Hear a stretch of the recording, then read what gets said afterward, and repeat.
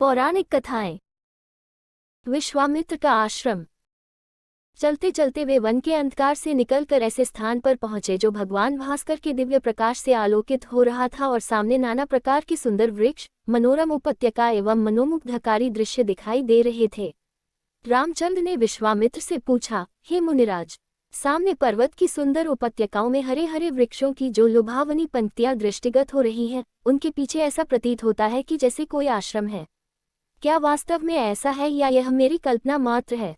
वहाँ सुंदर सुंदर मधुरभाषी पक्षियों के झुंड भी दिखाई दे रहे हैं, जिससे प्रतीत होता है कि मेरी कल्पना निराधार नहीं है।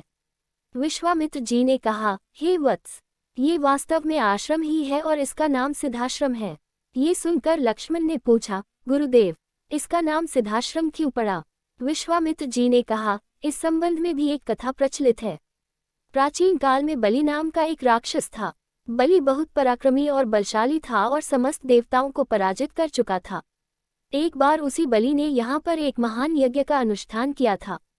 इस यज्ञानुष्ठान से उसकी शक्ति में और भी वृद्धि हो जाने वाली थी। इस बात को विचार करके देवराज इंद्र अत्यंत भयभीत हो गया।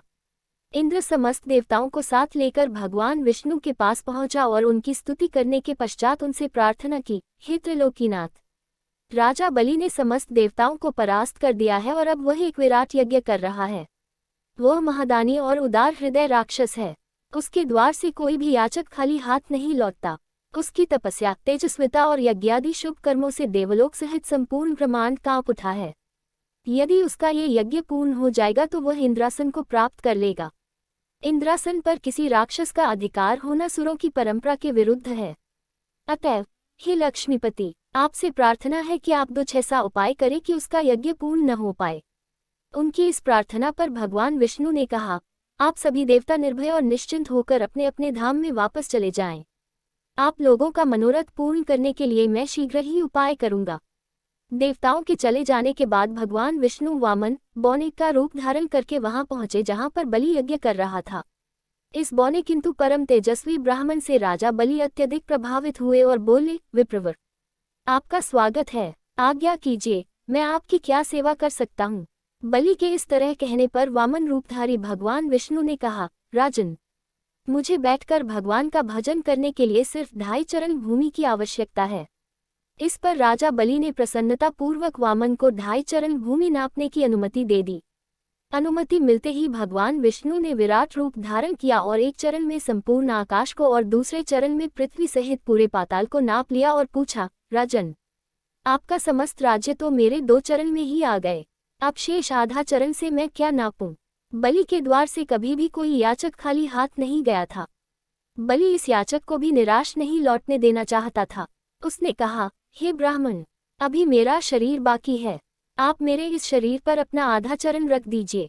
इस पर भगवान विष्णु ने बलि को भी अपने आधे चरण में नाप लिया। बलि का ये दान इतना महान था कि बलिदान के नाम से विख्यात हो गया। भगवान विष्णु ने बलि की दानशीलता से प्रसन्न होकर उसे वरदान दिया कि यह स्थान सदा पवित्र माना जाएगा, सिद्धाश्रम कहलाएगा और यहाँ तपस्या करने वाले को शीघ्र ही समस्त सिद्धियां प्राप्त होंगी। उसी समय से यह स्थान सिद्धाश्रम के नाम से विख्यात है और बहुत से ऋषि मुनि यहाँ तपस्या करके मुक्ति लाभ करते हैं। मेरे स्वयं का आश्रम भी इसी स्थान पर है। मैं यहीं बैठकर अपना यज्ञ संपन्न करना चाहता हूँ। जब जब मैंने यज्ञ प्रारंभ किया तब तब राक्षसों ने उसमें बाधा डाली है और उसे कभी पूर्ण नहीं होने दिया। अब तुम आ गए हो और मैं निश्चिंत होकर यज्ञ पूरा कर सकूंगा। इस प्रकार की बातें करते हुए विश्वामित्र ने राम और लक्ष्मण के साथ अपने आश्रम में पदार्पण किया। वहां रहने वाले समस्त ऋषि मुनियों और उनके शिष्यों ने उनका स्वागत सत्कार किया। राम ने विनीत स्वर में गुरु विश्वामित्र से कहा, मुनिराज, आप आज ही यज्ञ का शुभारंभ कीजिए। मैं आपको विश्वास दिलाता हूं कि मैं आपके यज्ञ की रक्षा करते हुए इस पवित्र प्रदेश को राक्षसों से मुक्त कर दूंगा। राम के इन वचनों को सुनकर विश्वामित्र यज्ञ सामग्री एकत्रित करने में जुट गए। दोस्तों, आपको ये कथा अच्छी लगी हो तो चैनल को सब्सक्राइब करें और बेल आइकन को दबाना न भूलें। धन्यवाद।